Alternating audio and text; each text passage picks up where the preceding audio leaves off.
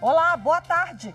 Há 10 anos foi sancionada a lei que veio para mudar a realidade das universidades brasileiras. A lei de cotas ampliou o acesso de estudantes que cursaram todo o ensino médio em escola pública, assim como de negros, pardos, indígenas e pessoas com deficiência. Os 10 anos da lei de cotas é um dos destaques do Jornal da Justiça de hoje. Vamos aos demais. Tribunal Superior Eleitoral realiza nesta semana cerimônia de assinatura digital e lacração dos sistemas eleitorais. Ministro Luiz Roberto Barroso, do Supremo Tribunal Federal, rejeita pedido do Movimento dos Trabalhadores Sem Teto do Paraná para reverter remoção de famílias em área de Curitiba. E ainda, podcast Supremo na Semana tem como destaque os 10 anos do julgamento do Mensalão.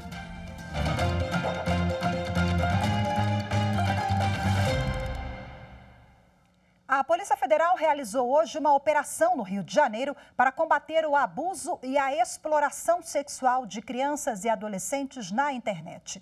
Os policiais cumpriram um mandado de busca e apreensão expedido pela 8ª Vara Federal Criminal do Rio. De acordo com as investigações, o suspeito teria publicado na internet vídeos e fotos de sexo envolvendo crianças e adolescentes. O investigado vai responder criminalmente e pode pegar até 8 anos de prisão.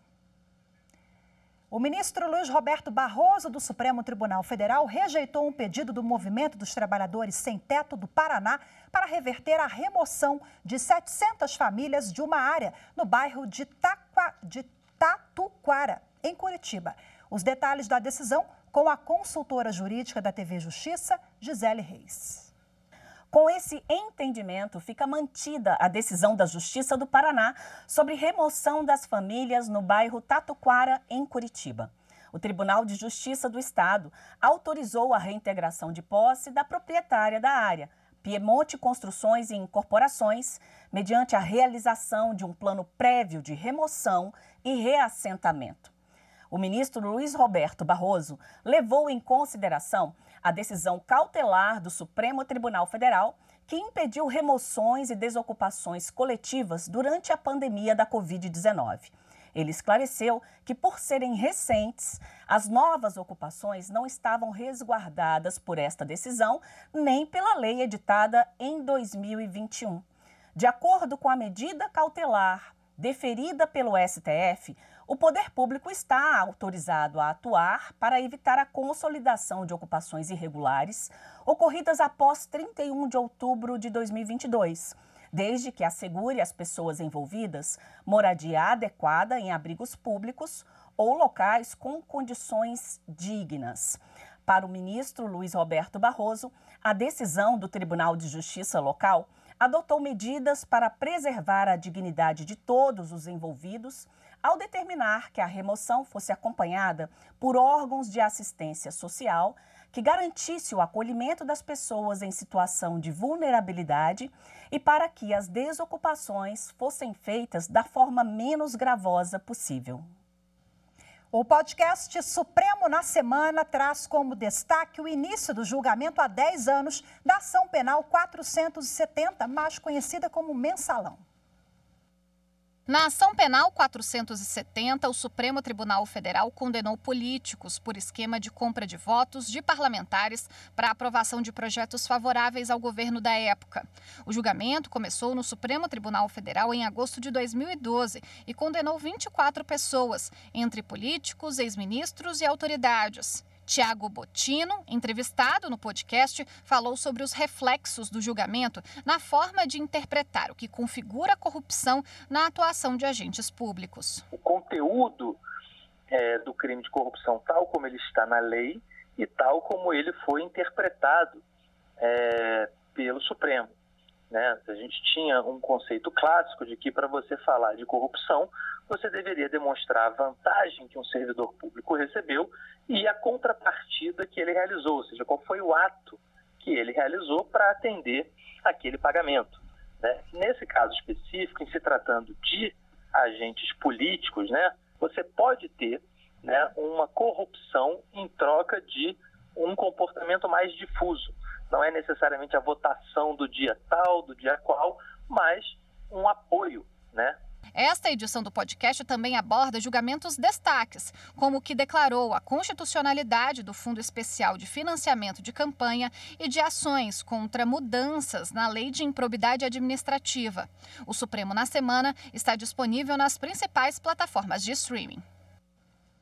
O ministro do Superior Tribunal de Justiça, João Otávio de Noronha, revogou a prisão de Monique Medeiros. Ela é acusada de participação na morte do filho Henri Borel e deve deixar a carceragem no Rio de Janeiro ainda nesta segunda-feira. Ao conceder habeas corpus, o ministro João Otávio de Noronha destacou o fim da instrução processual e a ausência de fundamentos idôneos e suficientes que justifiquem a manutenção da prisão preventiva de Monique Medeiros, acusada pela morte do filho Henri Borel. O caso aconteceu no Rio de Janeiro em março de 2021.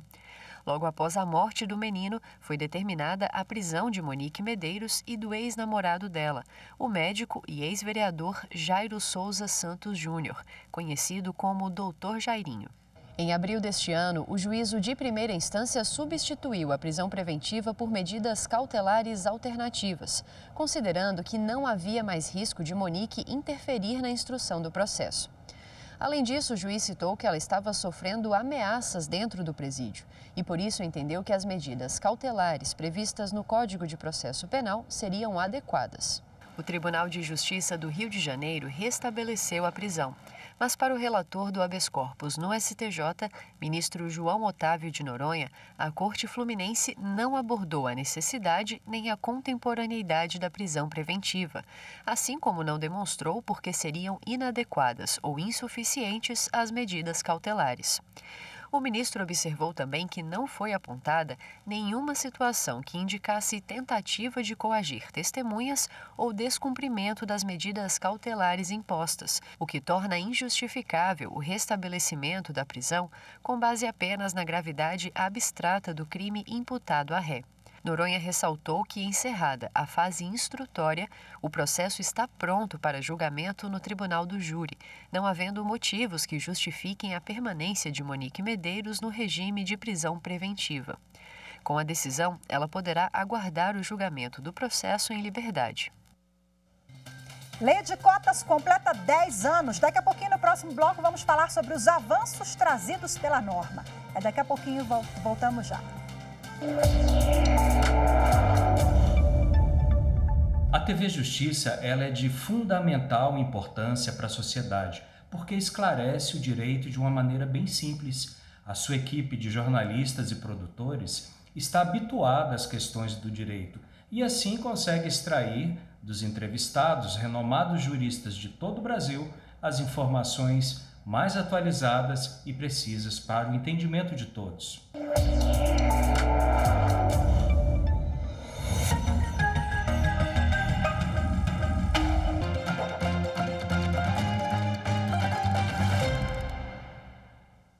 A lei de cotas completa hoje 10 anos. A legislação garante que as instituições federais de educação superior devem reservar, no mínimo, 50% de vagas a estudantes que tenham cursado todo o ensino médio em escola pública.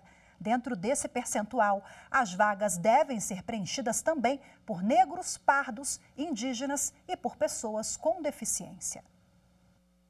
Um levantamento feito pelo Consórcio de Acompanhamento de Ações Afirmativas, formado por pesquisadores de diferentes universidades, indica que, em 2012, estudantes pretos, pardos e indígenas correspondiam a 43% dos universitários de 18 a 24 anos. Em 2021, essa fatia passou para 52%. Samuel faz parte dessa estatística. Ele ingressou na Universidade Federal de Juiz de Fora, em Minas Gerais, pelo sistema de cotas. É claro que sem essa lei, nem eu nem outros estudantes cotistas teríamos acesso à universidade pública, uma vez que a gente vive ainda numa sociedade onde nem todo mundo tem uma educação de qualidade no ensino fundamental e no ensino médio. Essa lei é fundamental não só para os cotistas, mas também para toda a sociedade, porque além de permitir uma reparação histórica, também permite que pessoas das mais diversas realidades ocupem espaços de destaque. A Lei de Cotas, sancionada em 2012, prevê que as instituições federais de educação superior vinculadas ao Ministério da Educação reservem no mínimo metade das vagas a estudantes que tenham cursado integralmente o ensino médio na rede pública. 25% delas devem ser para alunos de famílias com renda igual ou menor a 1,5 salário mínimo por pessoa.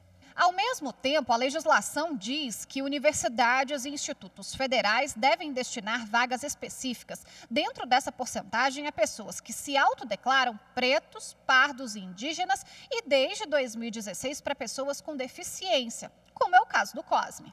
O sistema de cotas me ajudou bastante a entrar no Instituto Federal de Brasília. Eu tenho 3 cursos pelo IFB. O sistema de cotas é um sistema unificado e bastante filiado. Gosto muito e me ajudou bastante a fazer todos os cursos do IFB e quero fazer mais. Para a reitora da Universidade Federal de Rondônia e vice-presidente da Associação Nacional dos Dirigentes das Instituições Federais de Ensino Superior, Marcele Pereira, é possível identificar os benefícios da política de cotas olhando para a diversidade existente hoje nas instituições públicas de ensino superior.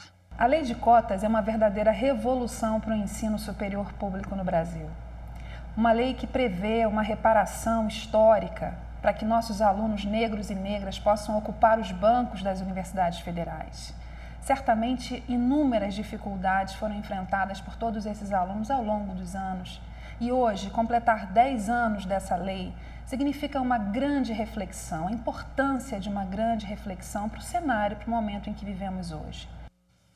Bom, agora para a gente repercutir o assunto, eu converso ao vivo de forma remota com o advogado e professor do programa de pós-graduação em Direito da Universidade de Santa Cruz do Sul, Ricardo Hermani. Seja bem-vindo. Boa tarde para o senhor. Boa tarde, Rafael. Um prazer estar contigo aí. Prazer é nosso. Bom, é uma data assim para a gente refletir, né? E apagar ali com qualquer questionamento sobre a constitucionalidade, porque eu lembro que ela já nasce, a gente pode colocar assim, né, professor, com essa, referendando ali a constitucionalidade da lei. Eu me refiro a 10 anos o julgamento do Supremo Tribunal Federal, relatoria do ministro Ricardo Lewandowski, que cravou ali, olha, a lei é constitucional e mesmo com questionamentos que, infelizmente, a gente ainda vê, isso não existe na forma prática, né? Exatamente, Rafael, indo direto ao ponto.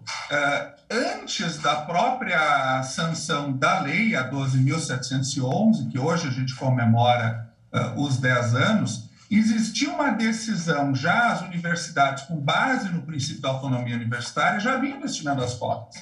E esta destinação pelas universidades foi questionada por meio da DPF 186. E ela, de fato, cravou a constitucionalidade destas decisões das universidades federais, dizendo que a lei não é, aquelas regras, elas não violavam a Constituição na igualdade, mas, ao contrário, prestigiavam a igualdade material. Então, o Supremo fixou um entendimento, né, de que há um prestígio à igualdade material, né, de que esta decisão vinha ao encontro dos precedentes da Suprema Corte e, principalmente, traria uma leitura da Constituição como um todo. Nós não podemos ler a Constituição a partir de um artigo isolado. É preciso uma hermenêutica mais ampla. E, a partir desta segurança jurídica da DPF 186, o Congresso Nacional acabou aprovando, aí sim, uma legislação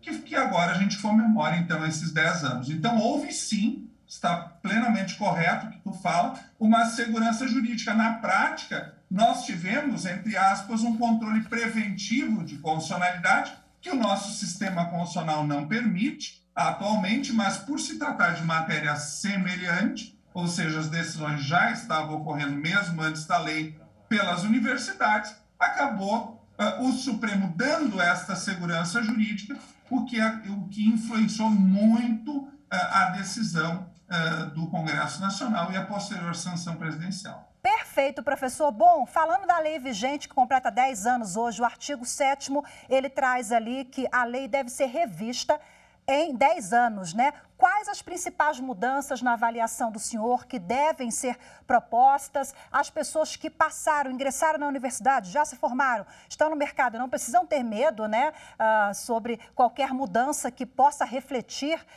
na formação dessas pessoas daqui para frente, né? Bom, de fato, primeira questão, se houvesse uma mudança, ela seria com efeitos a partir de agora, porque quem está tem o direito garantido. Mas, honestamente, Rafaela, eu não acredito que vá haver um retrocesso em relação a essa política de cotas, porque ela, de fato, vai exatamente no que diz a ministra Rosa Weber, que na época daquela DPF 186, ou seja, ela prestigia a igualdade material. Nós não podemos, como foi visto na reportagem, desconsiderar uma dívida histórica do Brasil. O racismo ele é estrutural, né? E a política de cotas, ela de alguma forma traz uma possibilidade de restabelecer, de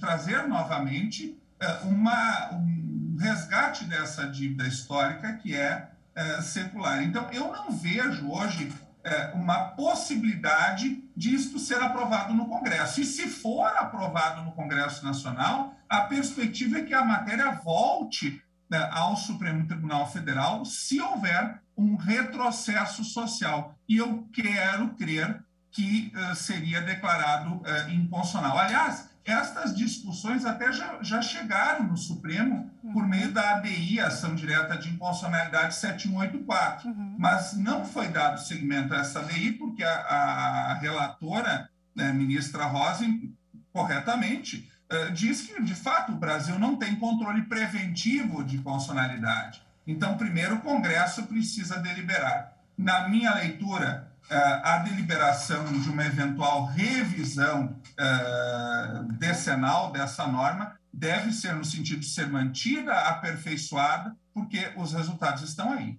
e são positivos. Bom, para a gente finalizar aqui rapidinho, porque daqui a pouquinho temos horário político, últimas reflexões do senhor sobre esses 10 anos da lei. Eu acho que fica também uma reflexão para a sociedade, né? Porque a lei trouxe essa inclusão, a gente já vê uma mudança na sala de aula, no dia a dia das universidades e no mercado de trabalho também.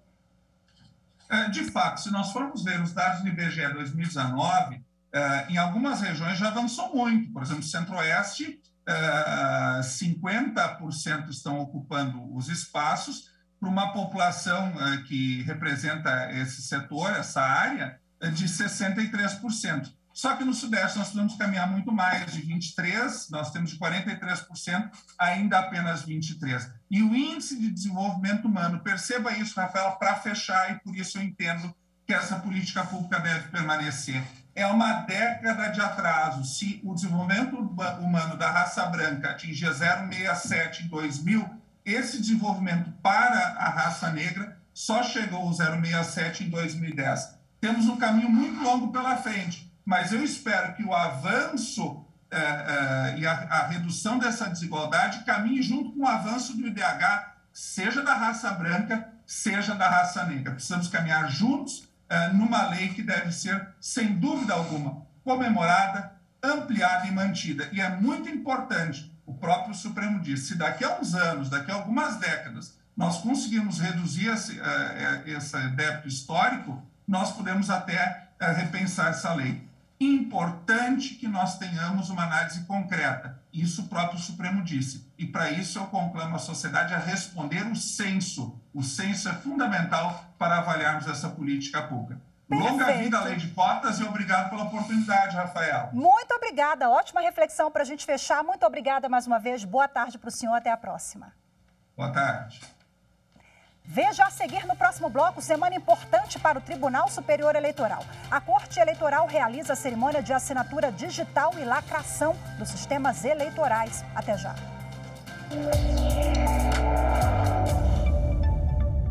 TV Justiça não é só importante, ela é essencial, porque ela ajuda a aumentar a transparência no Poder Judiciário, que é uma ferramenta da democracia, e também ajuda a elucidar temas que são muito importantes, são discutidos no bojo do Poder Judiciário e muitas vezes acabam não tendo o espaço que merecem dentro da grande mídia.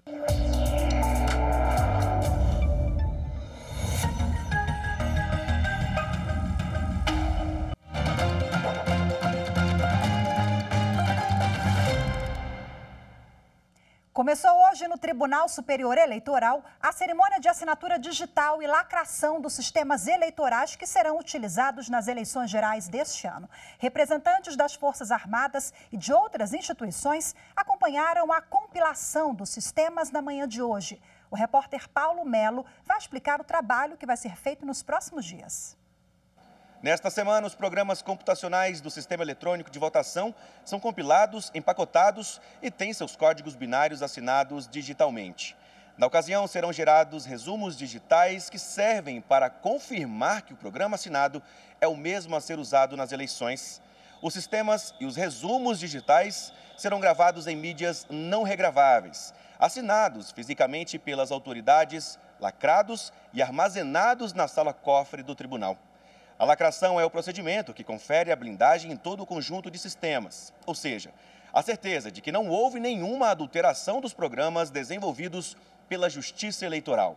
Toda a operação será feita diante dos representantes de instituições militares, do Poder Judiciário, organizações partidárias e entidades públicas e privadas do país.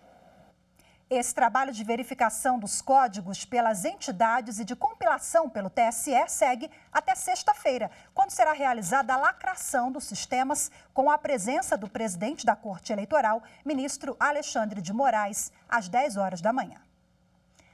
O Supremo Tribunal Federal divulgou uma nota em que afirma ser falsa a informação publicada por um site de notícias de Mato Grosso que afirma que o ministro Gilmar Mendes, do Supremo, se declarou impedido de analisar o mandado de segurança apresentado pelo deputado federal Nery Geller, do PP. O parlamentar teve o mandato cassado pela Justiça Eleitoral. Segundo o site, após o ministro se declarar impedido, o caso foi distribuído para o ministro Nunes Marques. O Supremo Tribunal Federal esclarece que nenhuma ação com esse teor foi analisada pelo ministro Gilmar Mendes e que não foi localizado nenhum processo recente no Supremo Tribunal Federal, tendo Nery Geller como parte. Um termo de cooperação entre Judiciário e Prefeitura de Cuiabá vai garantir a negociação de dívidas entre contribuintes e o município para solucionar os casos por meio da conciliação. A ação é uma forma de facilitar o pagamento, aumentar a arrecadação e evitar novos processos judiciais. Quem nunca atrasou um boleto ou até mesmo acabou adiando uma dívida para depois que atira a primeira pedra? O ditado é popular, mas o assunto é sério. Contribuintes que possuem dívidas com o município, como IPTU, multas de trânsito, entre outras, podem negociar seus débitos por meio dos mutirões fiscais. E para facilitar ainda mais a vida do cidadão, o Poder Judiciário de Mato Grosso, por meio do Núcleo Permanente de Métodos Consensuais de Solução de Conflitos, o NUPEMEC, e a Prefeitura de Cuiabá, assinaram o termo de cooperação fiscal. A parceria traz alívio e o resgate de cidadania para a população. É uma parceria de extrema importância com o Poder Judiciário e a Prefeitura Municipal de Cuiabá, dando oportunidade aos contribuintes, de não serem ajuizadas ações, um pré-acordo no núcleo de conciliação permanente e essas pessoas possam regularizar seus débitos fiscais com o município. Isso também é bom para o judiciário, que filtra muitos processos de adentrarem ao órgão. Se pagar à vista, com 95% de desconto no juro e na multa. E se pagar em 12 vezes, ele tem 60% de desconto no juro e na multa. E tem até 48 vezes. Em 48 vezes ele tem 30% de desconto no juro e na multa. Então, realmente é uma maneira humanizada. A iniciativa conjunta entre os poderes é uma grande oportunidade oferecida ao cidadão que deseja recuperar seus créditos. Além disso, demonstra que a Justiça Estadual investe em conciliação. E, neste caso, a parceria com o município vai proporcionar essa tranquilidade ao contribuinte de buscar o município para quitar suas dívidas, como dívida decorrente de IPTU, ISS, ISQN, alvarás, infrações ambientais e outras dívidas relacionadas ao município. Cada vez mais os poderes têm que trabalhar de forma unida, não só ideal, que é a recuperação do erário público e também aumentar a arrecadação pública. E esse é um papel na verdade, não só dos poderes, de todo cidadão. Hoje ficamos por aqui. Ótima tarde para você, excelente semana para todos nós. Temos um encontro marcado amanhã. Tchau, tchau.